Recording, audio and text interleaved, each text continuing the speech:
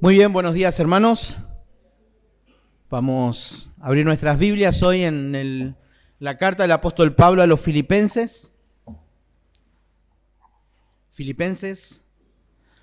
Estaremos leyendo hoy en esta carta llamada una de las cartas de la prisión.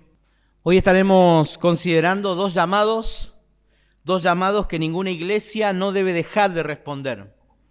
No pude estar el domingo pasado, pero sí sé de qué trataba el pasaje, en cuanto también al contenido del sermón y cuál era la idea principal del pasaje. Y realmente lo que hoy haremos sería no continuar el pasaje, pero sí algo que tiene que ver y está muy relacionado con ese tema.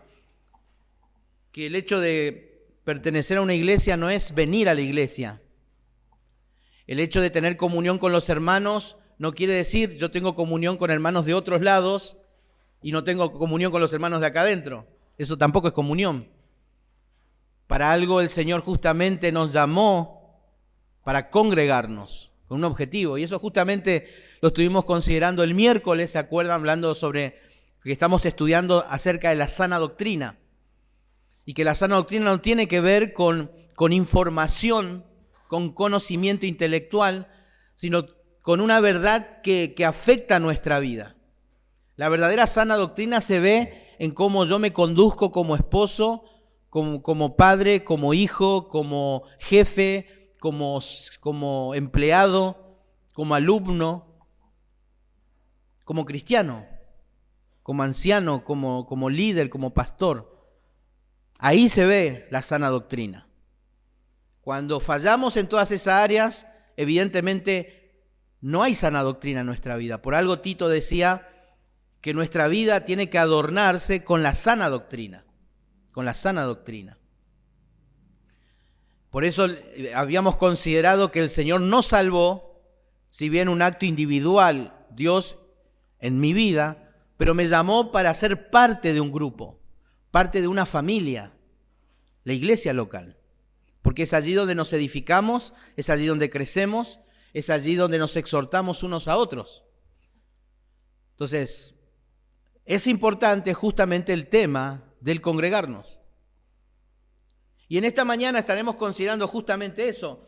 No el tema de congregarnos, pero sí dos llamados importantes. Cuando hablamos de la iglesia local, estamos hablando del cuerpo en sí. Nosotros como iglesia, que no debemos dejar de responder en esta mañana y nunca. Entonces, vamos a estar considerando justamente hoy en la carta a los Filipenses, esta iglesia, la iglesia en Filipos, era una de esas iglesias, podríamos decir, de sana doctrina. Era una iglesia con sana doctrina. No había en esta iglesia mala doctrina. Parece ser que no era tampoco una iglesia que toleraba pecados. Parece ser que era una iglesia que no toleraba pecados. Podríamos decir que esta iglesia, como cualquier otra iglesia que también es imperfecta, aún así vivía en integridad. Podríamos ver también que esta iglesia colaboraba con Pablo en la extensión del ministerio, en este caso apoyándolo económicamente y materialmente al apóstol Pablo en su tarea. Y podemos ver también en toda esta carta que Pablo en ningún momento tuvo que reprenderlos por algún pecado específico.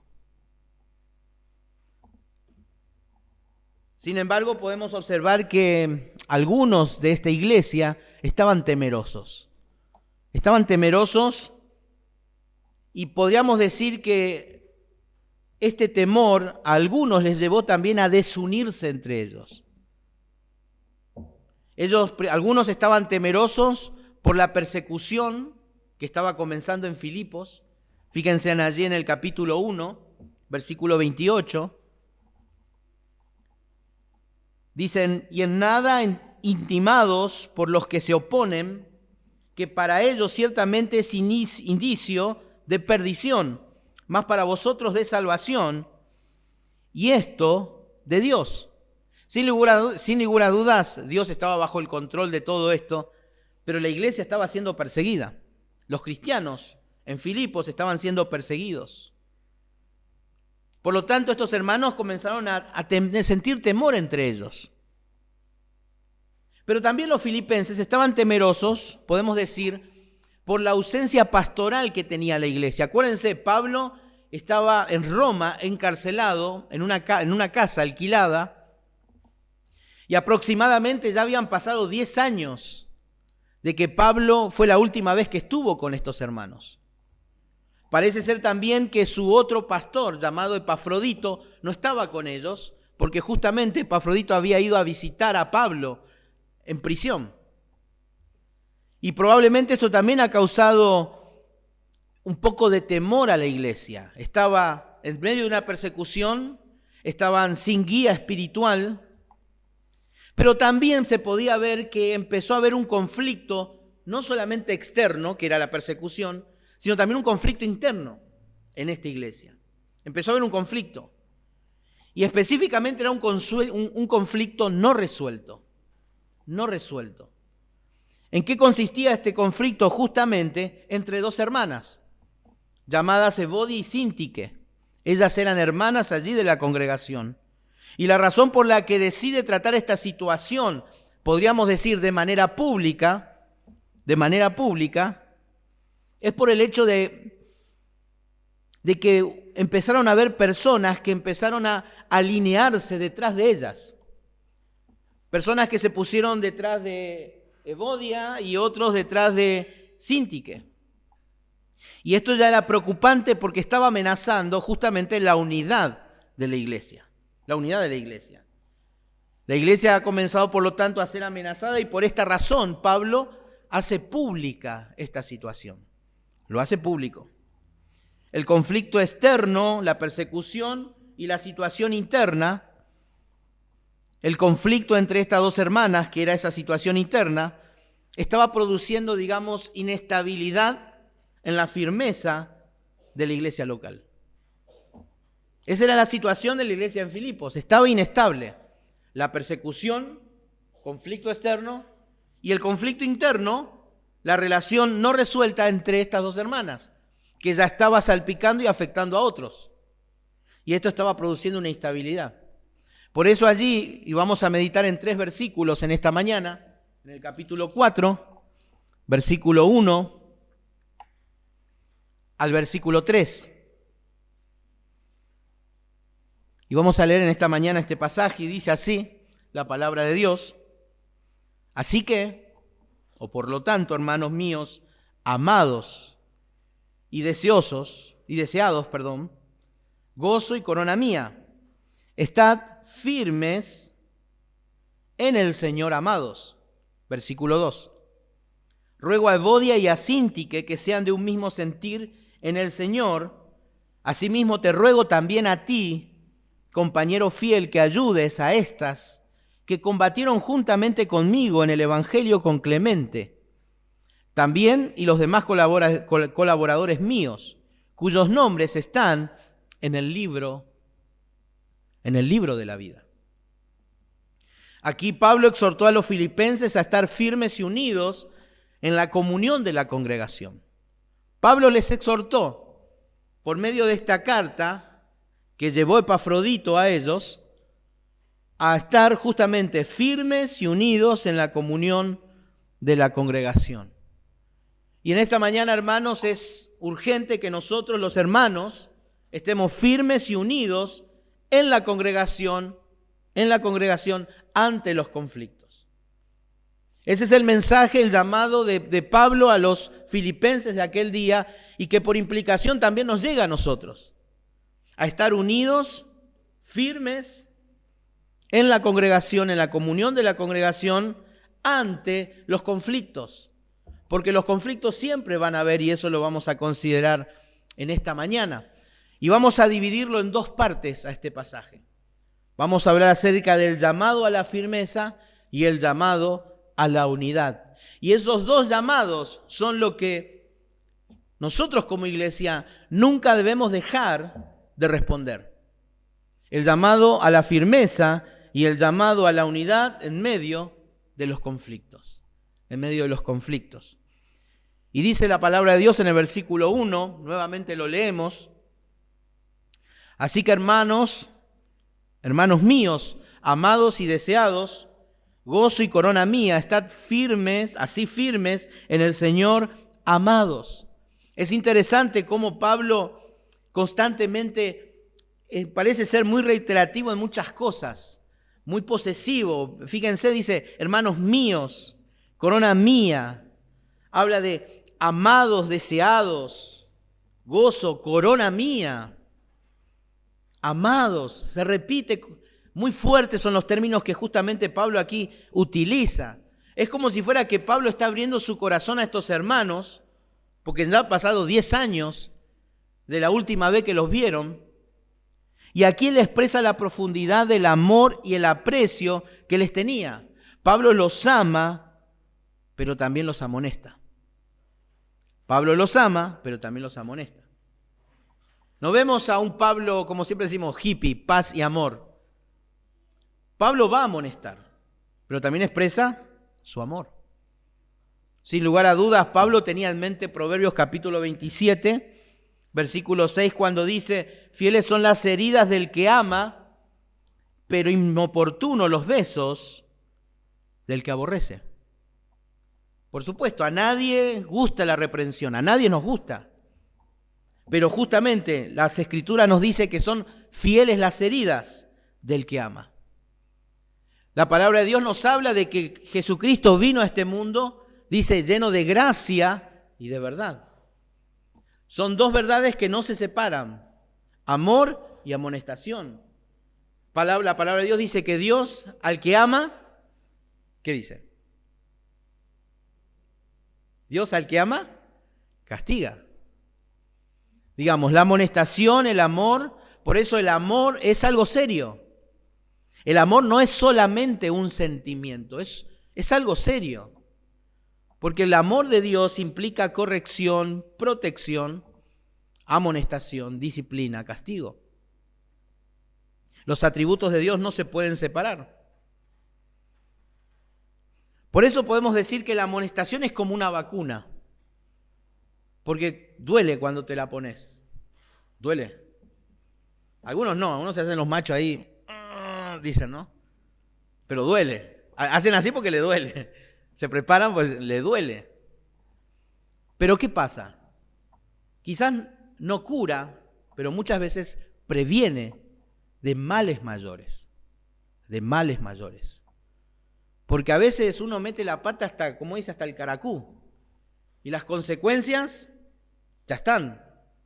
Pero muchas veces la amonestación frena los daños que pueden producir más adelante. Por eso Pablo, cuando Pablo empieza a hablar de mucho cariño, es porque tiene algo para decir. Y eso podemos ver en las Escrituras. Aún el apóstol Juan, el escritor a los Hebreos, habla mucho de amor, amor, amor y después ¡pah!, le baja con todo.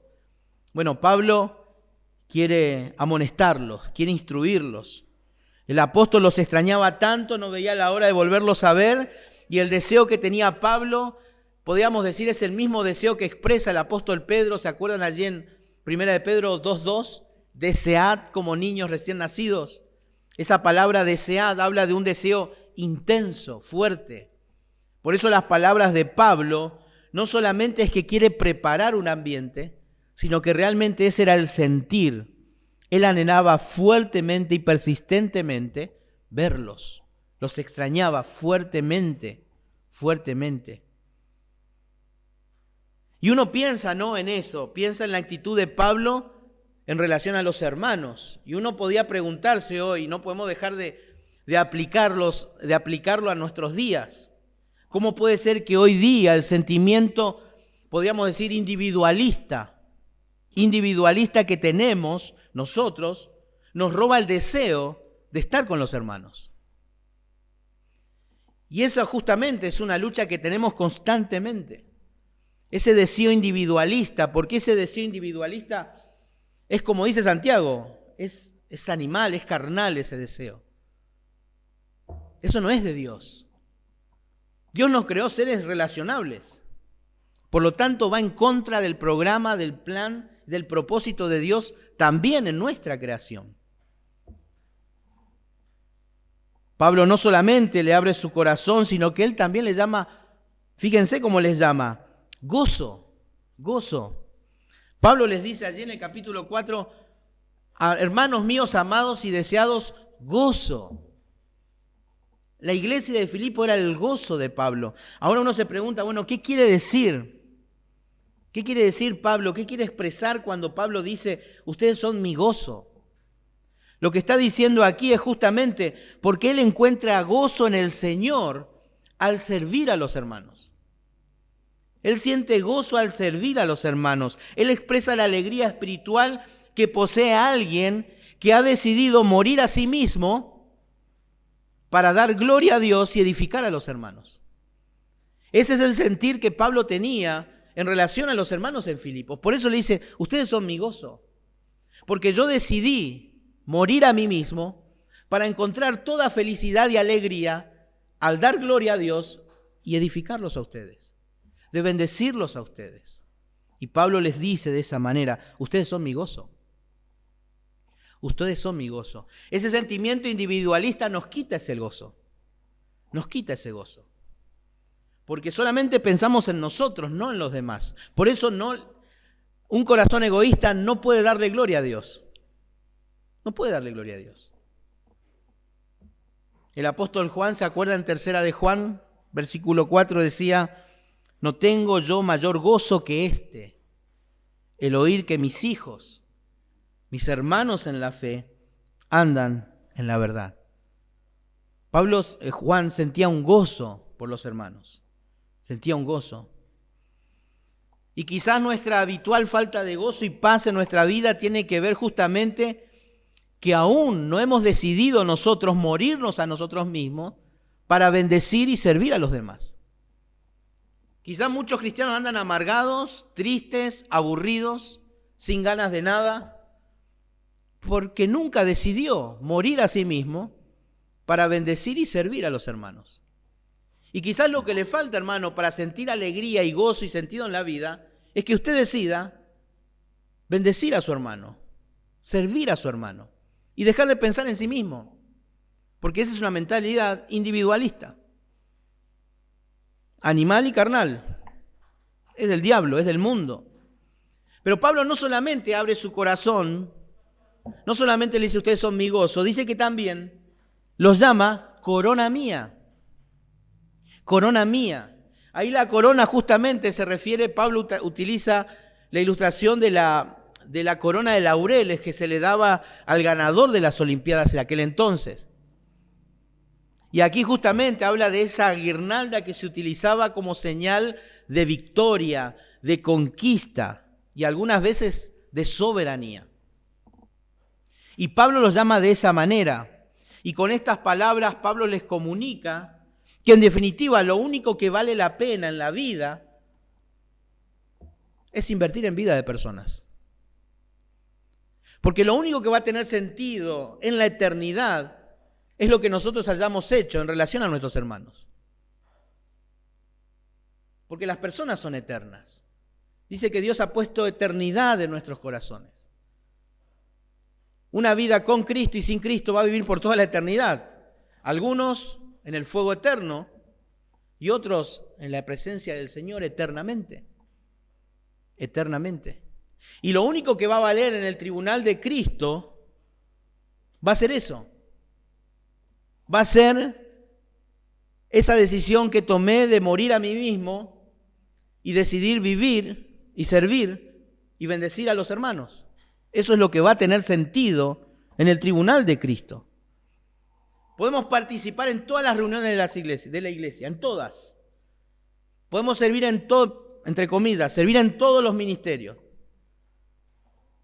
Pero si no hemos decidido delante del Señor vivir para bendecir y servir y edificar a los hermanos, vamos a estar ante los ojos de Cristo en el tribunal de Cristo y como dice 1 Corintios, heno y hojarasca. Heno y hojarasca. Por eso Pablo les dice, ustedes son corona mía. Porque me está guardada una corona, una recompensa, y esa recompensa está en ustedes. Pablo puede abrir honestamente su corazón delante de los hermanos, delante de Cristo, y decir, hermanos, ustedes son muy amados. Hermanos, ustedes son mi gozo, ustedes son corona mía. Y Pablo aquí ahora, el apóstol, les expresa su amor, su aprecio, y ahora se prepara para comunicar una amonestación, una corrección, una exhortación. Y dice allí el versículo 1, en la segunda parte: estad así firmes en el Señor, amados. Estad firmes en el Señor, amados. Este es un mandamiento fuerte y de carácter urgente, justamente porque esta expresión está tomada del mundo militar de aquellos días. Esta firmeza consistía de un soldado que se mantenía leal a su autoridad y también firme ante los embates del enemigo. No retrocedía, no cedía, no transigía. La exhortación acá consiste justamente en que, a pesar de todo el contexto externo de la persecución que los rodeaba, ellos estén firmes. Esa es la exhortación. Ustedes tienen que estar firmes en medio de todo este contexto, de la persecución, de esta persecución. Y por ende y por implicación también a nosotros nos llega. Necesitamos asumir justamente la realidad que estamos en una guerra espiritual. En una guerra espiritual, y necesitamos permanecer firmes ante los ataques del enemigo.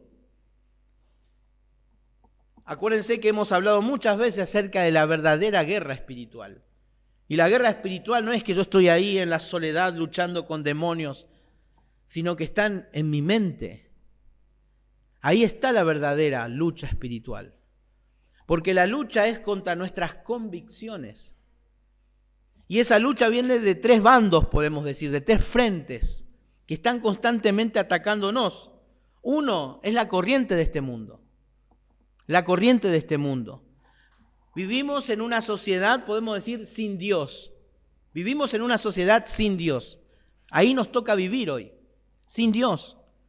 Y esta sociedad, ¿qué quiere hacer? Nos quiere inyectar justamente esa cultura individualista, esa cultura materialista y sobre todo esa cultura atea. Eso lo quiere hacer, enfocada en lo material y en lo superficial.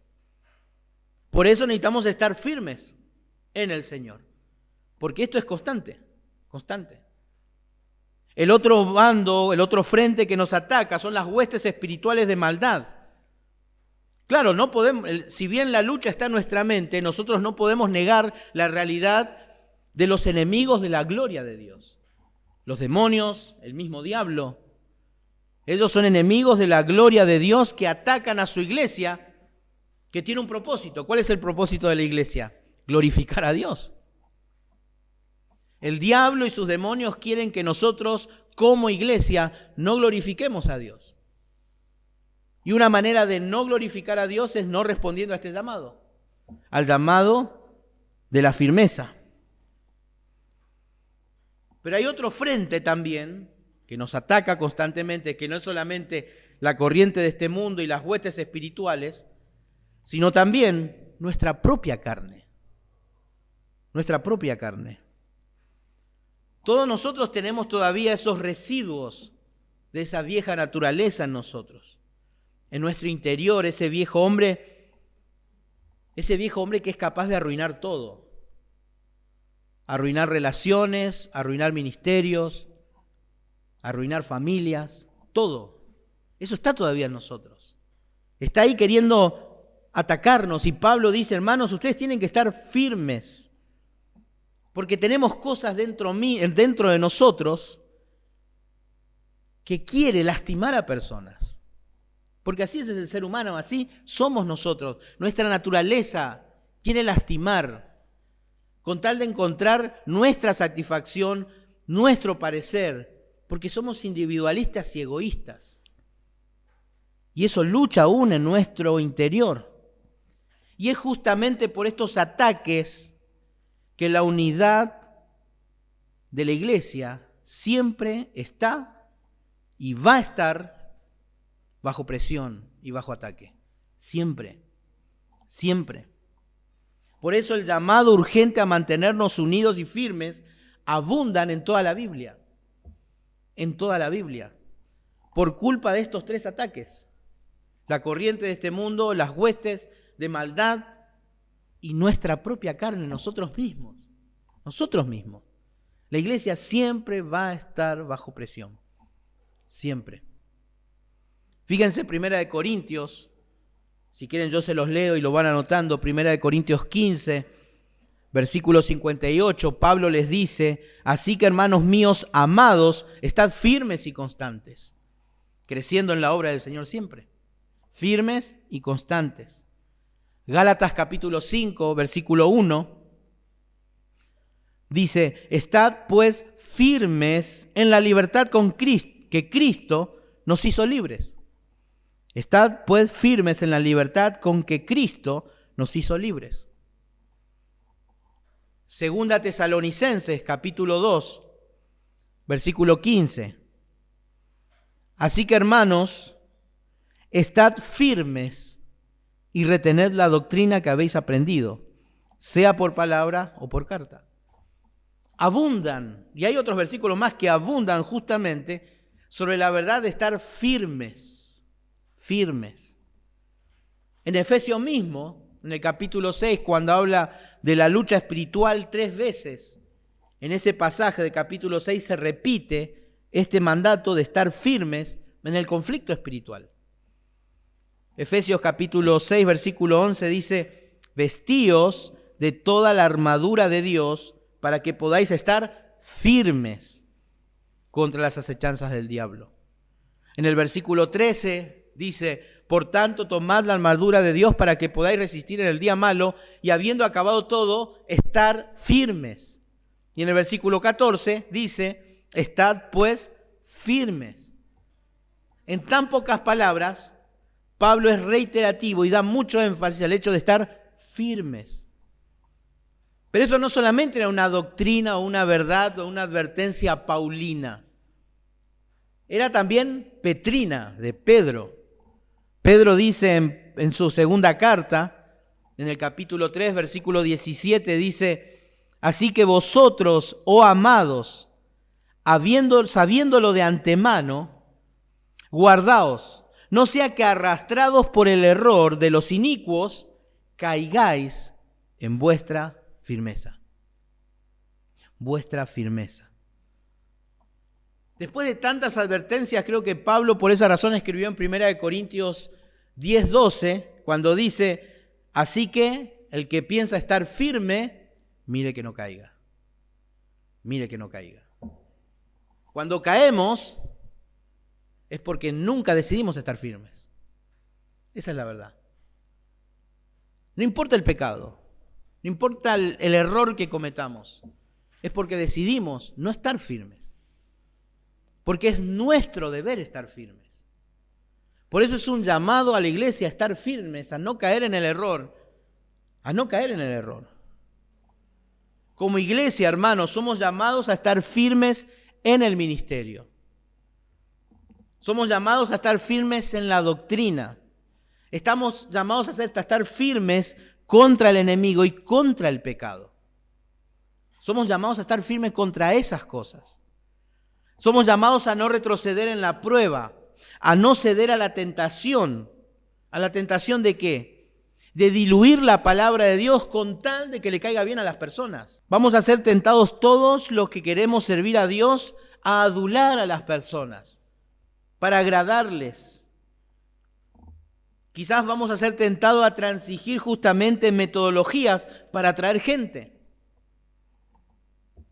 Vamos a transigir en nuestra santidad para caerles bien. A transigir en nuestra misión para sonar más relevante quizás.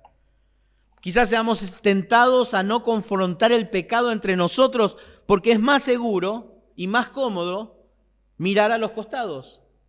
Hacerme ñebotabú cuando sé que algo anda mal. Vamos a ser tentados a eso. Vamos a ser tentados a establecer quizás líderes o un liderazgo bien intencionado, pero no calificado espiritualmente. Vamos a ser tentados a eso. Vamos a ser tentados a recibir una membresía por el simple hecho de ser más personas dentro de la congregación y personas que no estén comprometidas ni con la verdad ni con la congregación. Y vamos a ser tentados a eso. Porque es lindo tener una iglesia con muchos miembros. Es muy lindo. El punto justamente que Pablo quiere transmitir acá es que vamos a ser tentados justamente a ceder, a transigir en nuestras convicciones. En nuestras convicciones. Todo el tiempo. Y no podemos desatendernos a estos llamados porque en la Biblia vamos a encontrar muchísimas historias, así como de hombres fieles, de hombres también que cedieron a la tentación de romper sus convicciones. Está lleno. Y nosotros vamos a ser llamados, somos llamados justamente, a no caer en esta tentación de ceder y de transigir. Pero nos tiene que animar, hermanos, también algo. Que si bien en la Biblia puede haber ejemplos de personas que se mantuvieron firmes en sus convicciones, vamos a encontrar también personas, y sobre todo la gran persona, que siempre se mantuvo firme, nuestro Señor Jesucristo. Hebreos capítulo 12, versículo 3 dice: considerad a aquel que sufrió tal contradicción de pecadores contra sí mismo, para que vuestro ánimo no se canse hasta desmayar. Hebreos capítulo 4, versículo 15 dice: porque no tenemos un sumo sacerdote que no pueda compadecerse de nuestras debilidades, sino que uno que fue tentado en todo según nuestra semejanza, pero sin pecado. Y Lucas capítulo 9, versículo 51, cuando el Señor fue a Jerusalén para morir, dijo: cuando se cumplió el tiempo en el que él había de ser recibido arriba, afirmó su rostro para ir a Jerusalén. Para ir a Jerusalén. Cristo es el ejemplo perfecto de mantenerse firme ante la oposición y el conflicto. Cristo vive en nosotros. Nuestra firmeza es, por eso dice Pablo justamente en el capítulo 4, estad firmes ¿en quién? ¿En quién? ¿En mis fuerzas? ¿En mi experiencia? ¿En mi santidad? ¿En mi estudio bíblico? ¿En el tiempo que yo me congrego? ¿En mis años de vida cristiana? ¿En qué tengo que estar firmes? ¿En qué? En el Señor. En el Señor, hermanos. No en nosotros. En el Señor. Y este es un llamado fuerte a nosotros a mantenernos firmes. A mantenernos firmes. Es urgente que nosotros los hermanos estemos firmes y unidos en la congregación ante los conflictos. Hermanos, si usted no es consciente de esta firmeza, y lo vamos a ver en todo este pasaje, usted puede ser causa de que esta iglesia no crezca. Que usted frene la alegría, usted frene el gozo, el crecimiento de esta iglesia. Vamos a verlo en este pasaje. Y usted tiene que ser consciente de eso, y usted lo tiene que saber. No se puede ir de este lugar hoy diciendo: yo no sabía que tengo que estar firmes. O yo no sabía en qué consiste mi fortaleza. Es en el Señor. No es lo que usted pueda hacer, es en el Señor. Y Pablo en el versículo 2 del capítulo 4 dice: ruego a Evodia y a Síntique que sean de un mismo sentir en el Señor. Ruego a Evodia y a Síntique que sean de un mismo sentir en el Señor. Sin lugar a dudas, a partir del versículo 2 y 3, Pablo incita, a que debemos vivir en armonía con los hermanos y por eso debemos aprender a resolver nuestros conflictos. Los problemas que pueden haber, la falta de armonía, no es porque hay conflictos, sino porque no se sabe resolver los conflictos. Y aquí justamente nos vamos a presentar ante un conflicto no resuelto dentro de la congregación. Y una de las causas que solemos perder la estabilidad justamente y la firmeza espiritual en la iglesia, el gozo y la alegría de reunirnos justamente es porque no supimos resolver nuestros conflictos. No crecemos espiritualmente porque no supimos resolver los conflictos, internos o externos. A veces son conflictos enterrados hace años que nunca fueron resueltos. Y a veces esos conflictos están allí como el manto de Acán, ¿se acuerdan? El manto de Acán, lejos de los ojos de los hombres, pero cerca de los ojos de Dios, ocultos ahí tapaditos. Y se acuerdan, el pueblo de Israel no pudo vencer, porque tapó, desobedecieron.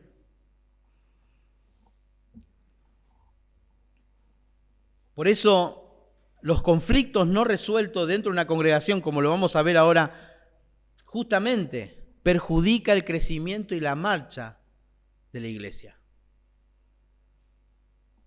La doctrina de nuestra iglesia puede ser muy sana, muy sana.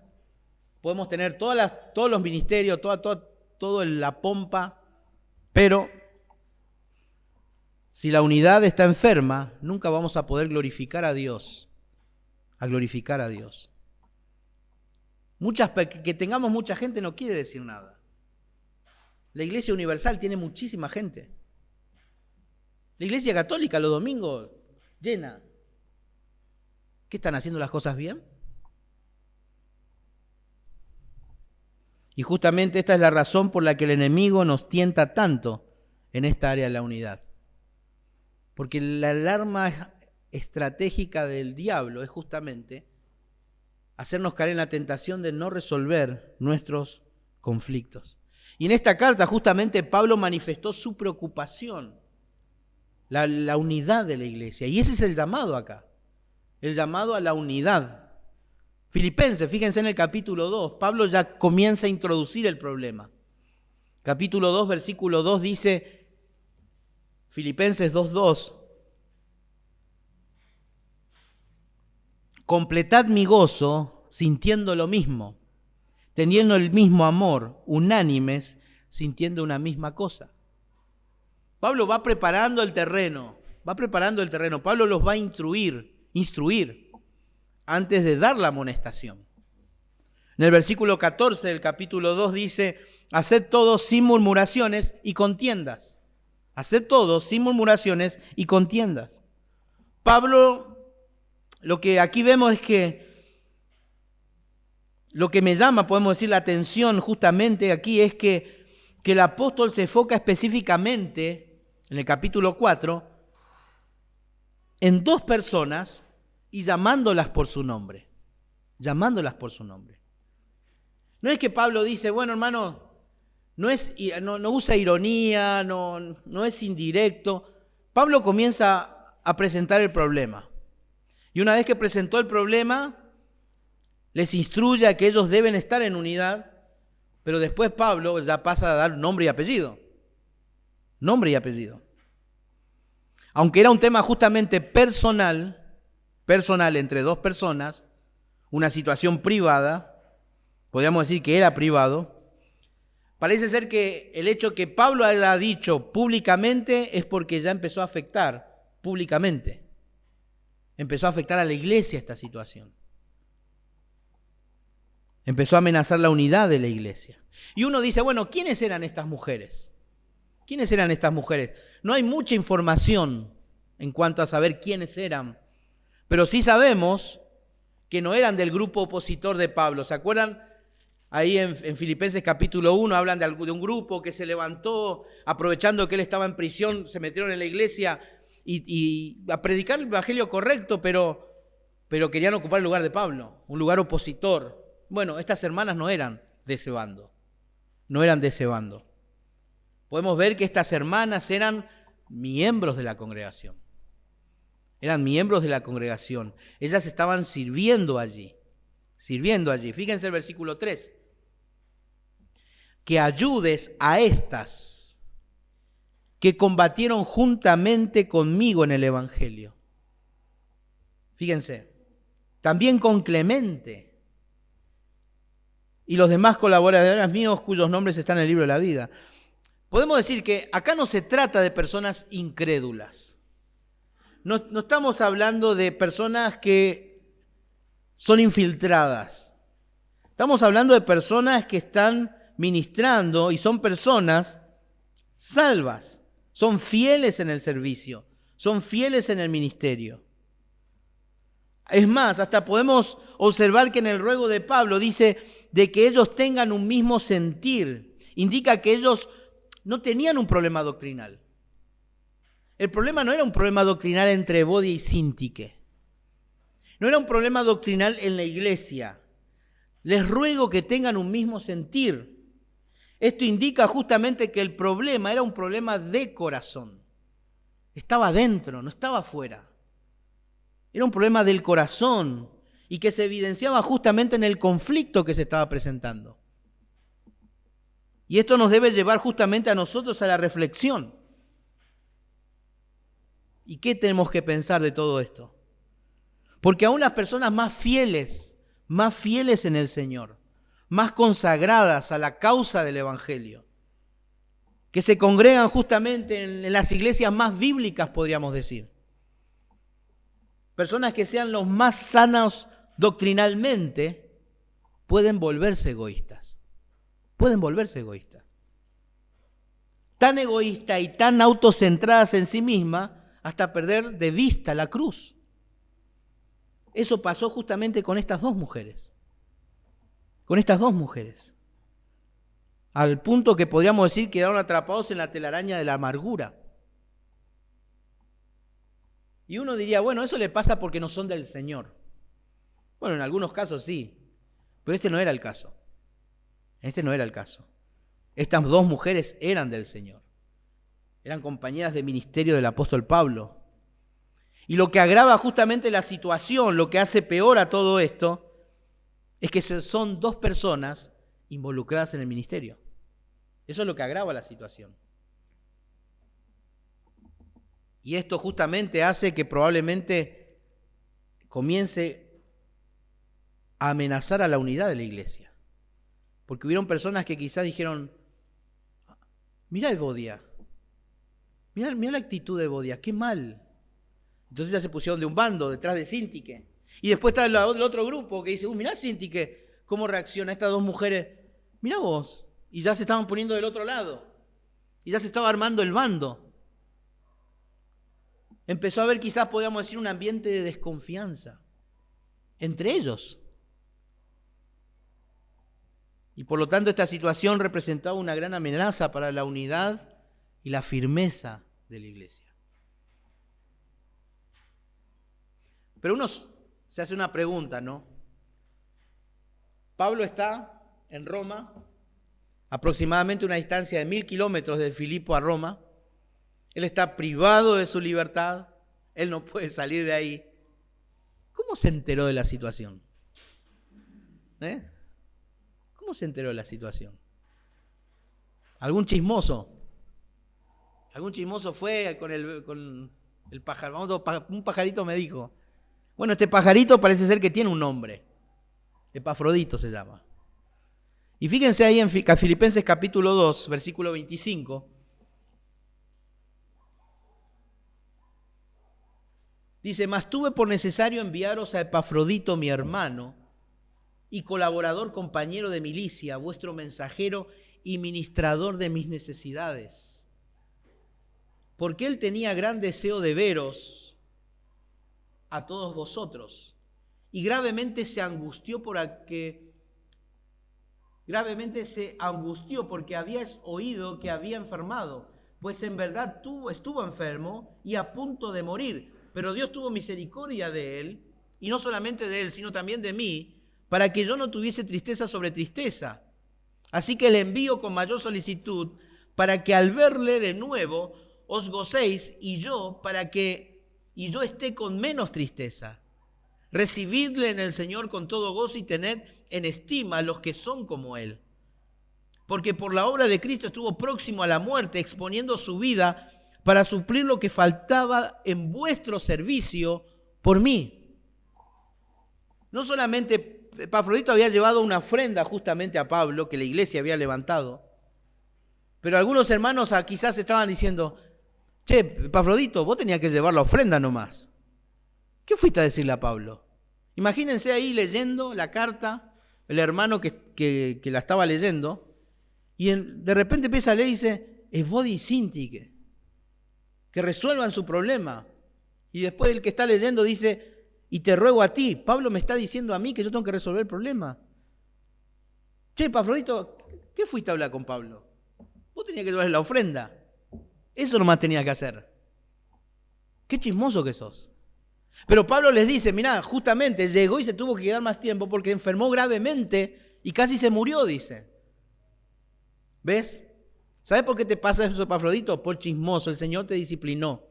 Te castigó por chismoso. Bueno, eso es lo que uno pensaría, ¿no? Pero Epafrodito no fue chismoso. Uno, ¿por qué? Porque él era uno de los pastores de la iglesia. Segundo, Epafrodito fue a hablar con la persona correcta, con su pastor, con el fundador de la iglesia. Segundo, fue a hablar en el momento correcto, antes que esto se esparza. Evidentemente parece ser que este problema no se estaba resolviendo. Entonces llegó a oídos de Pablo y Epafrodito fue, comentó la situación. Estamos teniendo este conflicto con estas hermanas. Pablo, vos las conocés. Combatieron junto con vos en el Evangelio.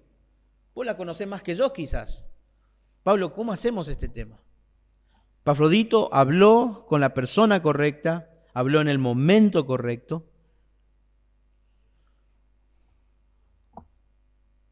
Y justamente él fue en un momento correcto. ¿Cuándo? Cuando el conflicto tomó carácter público. Carácter público. Ahí fue a hablar con Pablo. Y para ultimar instancias ya, él fue a buscar ayuda. No fue a buscar ayuda a cualquiera. Fue a buscar ayuda a quién, a un hombre de Dios, Pablo. ¿Por qué? Porque la levadura de la división, podríamos decir, ya empezó a fermentar dentro de la iglesia.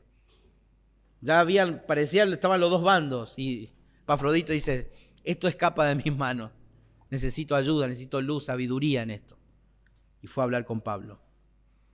Hay una situación parecida también, personas que tuvieron la misma actitud que Epafrodito. En 1 Corintios 11 dice, hablando de un cierto grupo de personas, una familia, dice 1 Corintios 1:11, dice, porque he sido informado acerca de vosotros, hermanos míos, por los de Cloé, que hay entre vosotros contiendas. ¿Se acuerdan? Los corintios estaban divididos ahí.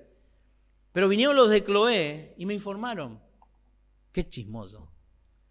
Como dicen acá, qué tirunzán fue esta familia. Qué chismoso. Bueno, Epafrodito y los de Cloé se arriesgaron. Ellos se arriesgaron a dos cosas. A ser malentendidos por los hermanos. Por eso Pablo le decía a los filipenses, les ruego que los reciba Epafrodito, que no se enojen con él, porque él hizo lo correcto. Pero también ellos se expusieron a ser rechazados. Epafrodito y los de Cloé se expusieron a ser malentendidos por los que pensaban que eran unos chismosos y quizás hasta ser rechazados. Pero estas personas como Epafrodito y los de Cloé prefirieron algo. Les importó la gloria de Dios. Les importó la gloria de Dios, la integridad y la sanidad del cuerpo local de la iglesia. Podemos decir verdaderamente que Epafrodito y los de Cloé fueron personas espirituales y amorosas, porque no podían permitir que la iglesia del Señor siga en esa condición. Y ellos buscaban justamente la restauración de la iglesia. Eso es lo que ellos estaban buscando. Alguien que tenga que intervenir.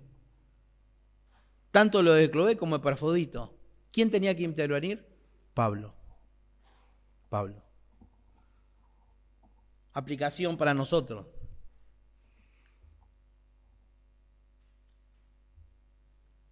Si usted sabe de algún conflicto no resuelto,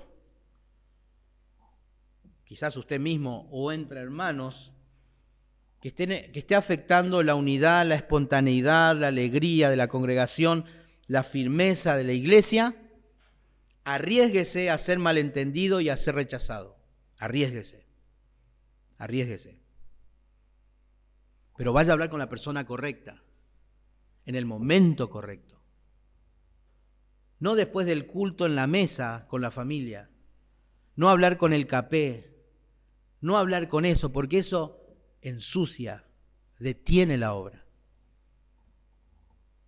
Usted tiene que hablar con quien tiene que hablar, con quien tiene que tomar cartas en el asunto. En este caso fue Pablo. No vaya con una murmuración y una queja justificada como, te pido que estés orando por esto. Antes de orar, anda a hablar con quien tengas que hablar y exponer la situación. Es lo que hizo Epafrodito, es lo que hizo los de Cloé. ¿Qué hizo Pablo? Tomó cartas en el asunto. Y él les ruega justamente públicamente en una carta que es enviada para que se lea públicamente. Él les ruega que sean de un mismo sentir, que unifiquen mentalidad y criterios en el Señor. En el Señor. No en lo que a uno le parece, no si si estás de acuerdo, porque nunca vamos a estar de acuerdo. Y esta unidad de pensamiento y de criterio y de unidad es en el Señor. El apóstol no ignoró ni evitó el conflicto. No lo evitó, lo confrontó. Pablo no era de los que dicen que hay que evitar el conflicto y de esa manera se resuelven los problemas. No, deja nomás, yo no. Porque él sabía justamente que el conflicto no resuelto es problema que crece y salpica a otros. Salpica a otros. Unos hermanos están yendo a una ciudad. Unos hermanos están yendo a una ciudad a ayudar a algunas iglesias, ayudando con la enseñanza. Y me comentaban que la situación ahí es tremenda. Entre hermanos y diferentes iglesias. ¿Saben por qué hay tantas iglesias en esa ciudad? Porque el hermano natural, no espiritual, el hermano natural se enojó con su hermano. Entonces fue y fundó otra iglesia. Y en esa iglesia hubieron otros hermanos que se pelearon y fueron formados en otra iglesia. Y todas las iglesias que hay son formadas por conflictos no resueltos. Una vergüenza. Una vergüenza.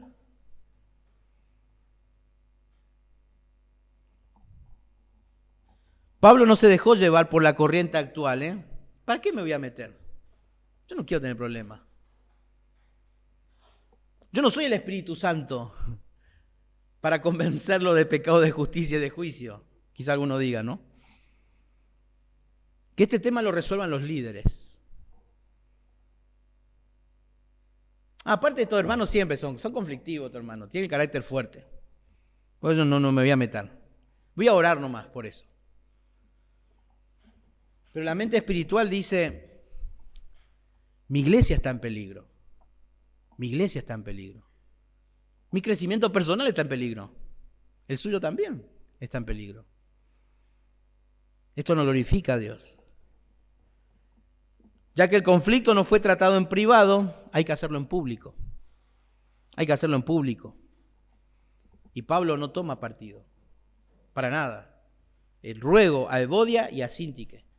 Ellas combatieron junto conmigo en el Evangelio. Junto conmigo.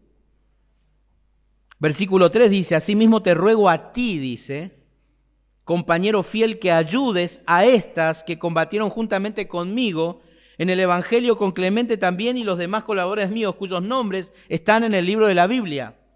Parece ser que el conflicto llegó a ser más grave, que tuvo que pedir también que alguien más tome cartas en el asunto. No solamente Epafrodito, ya los hermanos, no solamente ya Pablo se enteró y ya no solamente Pablo puede intervenir porque está en prisión, sino que también ahí se está yendo Epafrodito, pero también te ruego a ti, dice. Desconocemos quién es esta persona. Pero Pablo también le está pidiendo al que está leyendo la carta, a la congregación, a que también tome carta en el asunto. Tome cartas en el asunto. Alguien tenía que tomar cartas en el asunto y aquí justamente existe un principio práctico en la resolución de conflictos. Cuando el conflicto se puede resolver en la confrontación privada entre dos afectados, entonces se deberá pedir auxilio, entre comillas, en este caso al liderazgo o a un hermano espiritual. Ese hermano tiene que ser espiritual porque Gálatas nos habla que tiene que ser alguien espiritual para poner a su hermano en su lugar. Tiene que ser espiritual esa persona. Y esto es un principio no solamente categórico, sino podemos decir que es un principio y un mandato establecido por el mismo Señor Jesucristo. Mateo 5, anótenlo, Mateo 5, 23 y 24 dice: por tanto, si traes tu ofrenda al altar y allí te acuerdas de que tu hermano tiene algo contra ti, deja allí tu ofrenda delante del altar y anda y reconcíliate primero con tu hermano y entonces ven y presenta tu ofrenda. En cierto modo, hoy día diríamos, no podemos adorar a Dios en un mismo recinto, en un mismo lugar, cuando hay personas que están en conflicto. Eso está diciendo el Señor. No se puede. Podemos cantar lindo, podemos tener la mejor orquesta, podemos tener, no sé, la mejor alabanza, la mejor afinación, las mejores canciones. Pero si hay conflictos unos con otros, no pasa ni el techo. No pasa ni el techo. Y esto siempre comienza en uno. Por lo tanto, aquí el Señor Jesucristo da un imperativo: deja, anda y reconcíliate. Y entonces, haz lo que tengas que hacer. Hacer lo que tengas que hacer. Con libertad de corazón, anda a adorar. Pero cuando estas cosas no se resuelven en privado, se complica. ¿Qué pasa cuando uno no deja, no va y no se reconcilia? Fíjense el versículo 25 y 26 de Mateo 5, yo les leo. Ponte de acuerdo con tu adversario. Qué interesante. El Señor está hablando en el 23-24, tu hermano. Y en el versículo 25 ya no lo llama hermano, lo llama como adversario.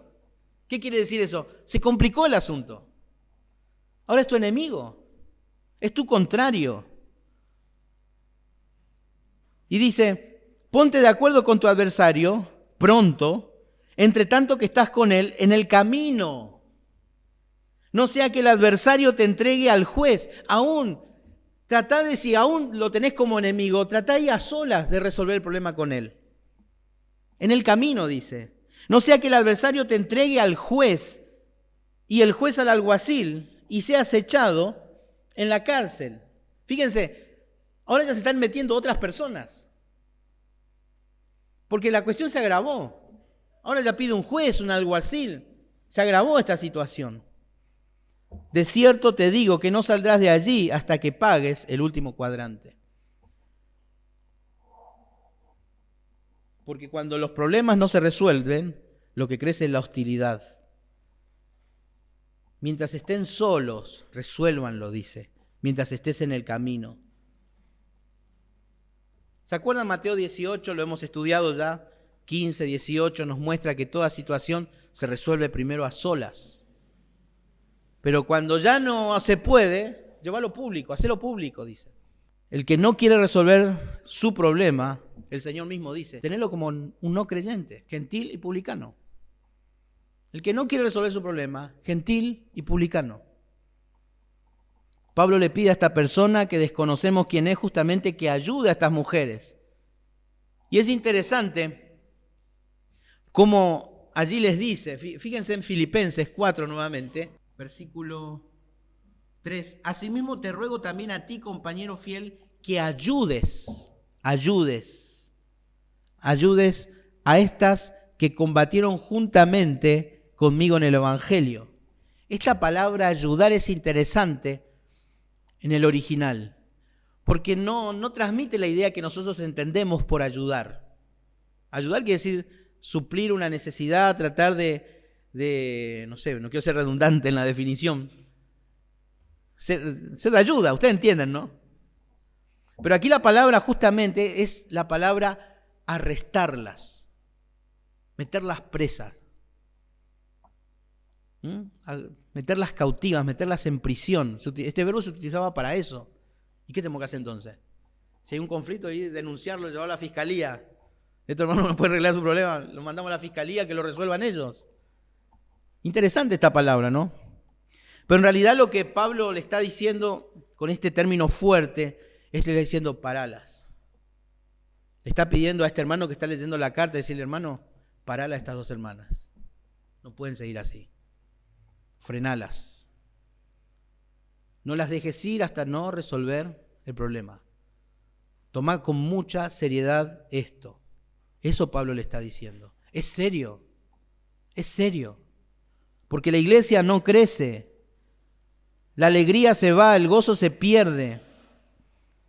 Y la situación continúa dañando de lo que ya ha ocasionado todo ese problema.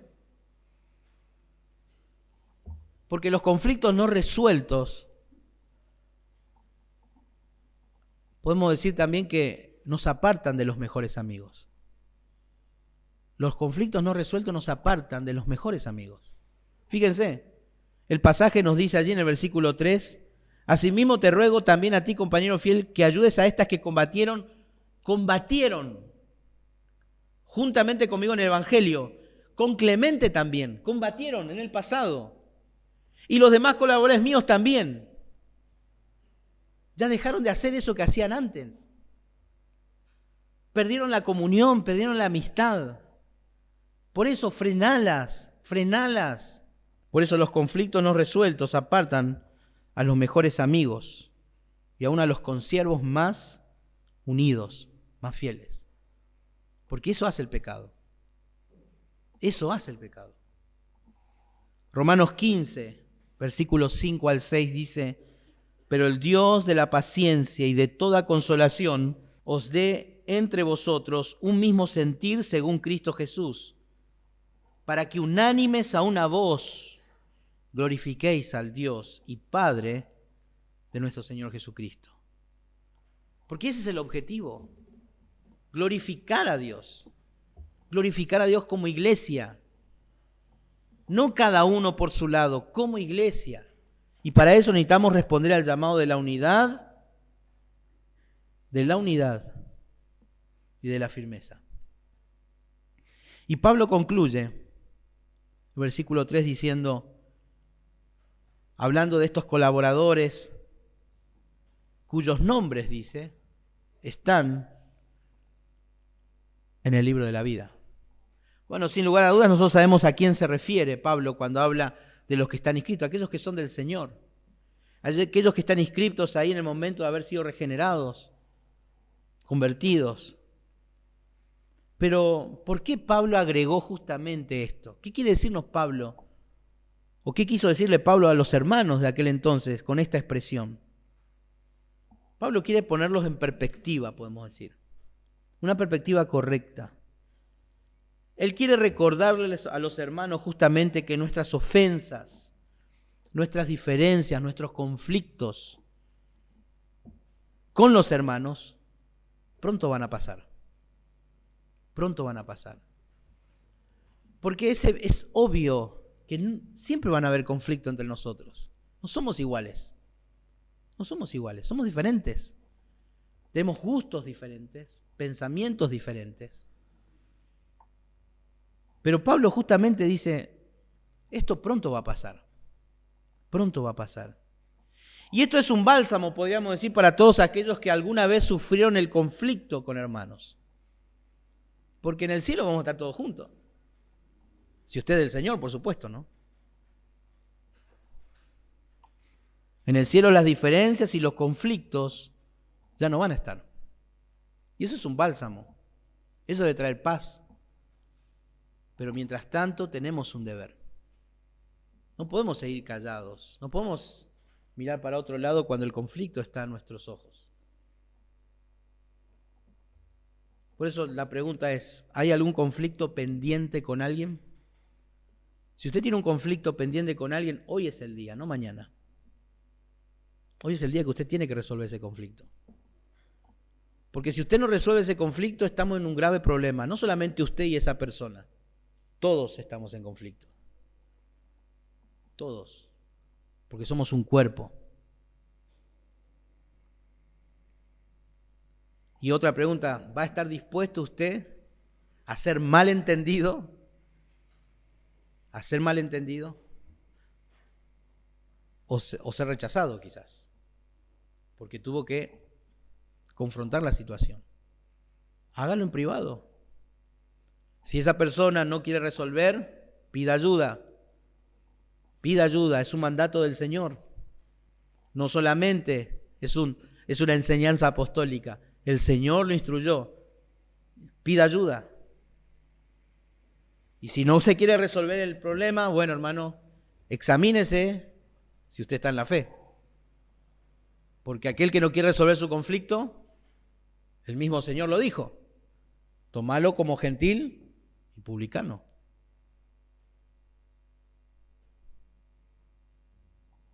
Es urgente, por lo tanto, que nosotros los hermanos estemos firmes y unidos en la congregación ante los conflictos.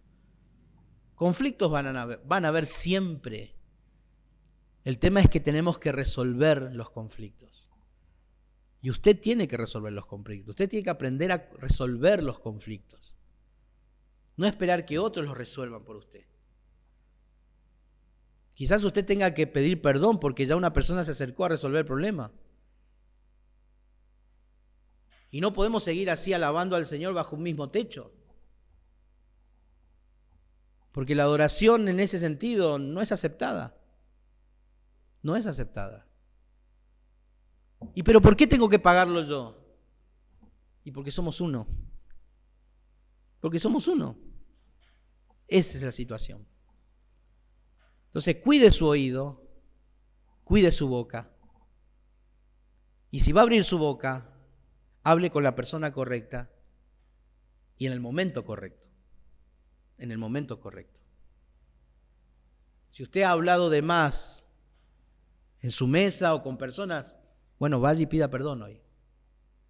Porque eso es lo que la palabra de Dios nos exhorta a todos nosotros. Todos nosotros.